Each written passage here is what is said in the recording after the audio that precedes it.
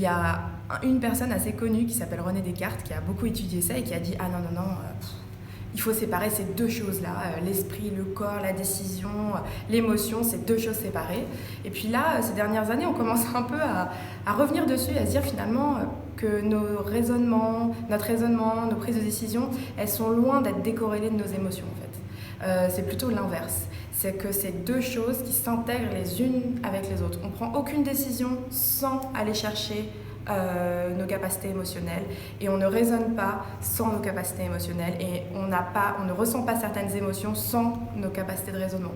Donc c'est deux choses liées l'une avec l'autre. C'est jamais dissocié. Et ça, justement, c'est ce que les sciences cognitives et les neurosciences cognitives nous ont beaucoup appris ces dernières années, c'est à quel point nos émotions, elles sont au cœur de notre intelligence et de ne pas dissocier les deux.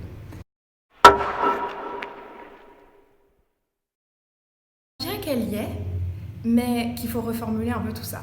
C'est ce fameux « mais sois pas si émotif, mets ça un peu de côté parce que ça va te desservir ». Alors ça, c'est plutôt bien réguler ses émotions. Qu'est-ce qui s'est passé? Comment je dois prendre du recul? Comment je dois pondérer des choses?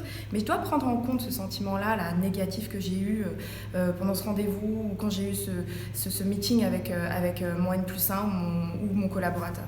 C'est savoir se dire qu'est-ce qui s'est passé et de bien analyser ce qui s'est passé. Pourquoi on a eu un ressenti aussi fort? Comment justement on doit prendre du recul pour essayer d'avancer et de trouver des solutions ensemble? C'est plutôt ce côté-là qu'on doit faire. C'est analyser ce qui est en train de se passer et pas les mettre de côté. Prendre en compte le ressenti.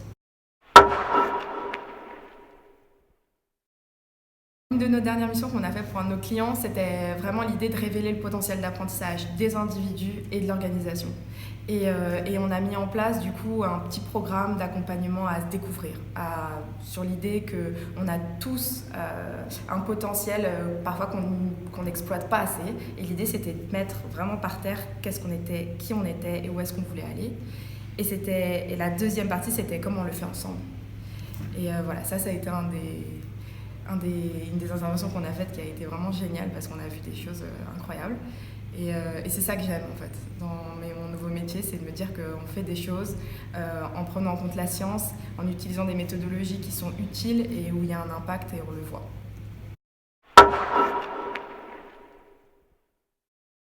Dès qu'il y a un changement, évidemment qu'il y a une émotion. C'est de la peur, ou alors c'est de l'envie, ou alors c'est...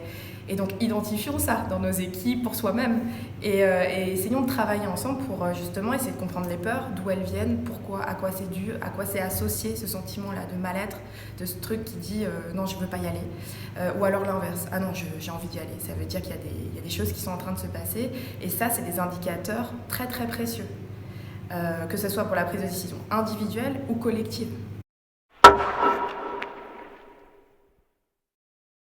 L'inattendu, si la définition c'est un peu faire face à l'incertitude, de savoir se positionner quand on n'a pas encore de réponse, je dirais c'est là où la recherche a des outils géniaux, où justement on apprend à douter, on apprend à se poser des questions, on apprend à pas avoir de réponse préconçue. Et ça, je pense que c'est un outil magnifique, que ce soit dans notre vie professionnelle ou dans notre vie personnelle. Et l'inattendu, l'incertitude, c'est aussi ce qui nous fait apprendre plein de choses, encore plus de choses peut-être.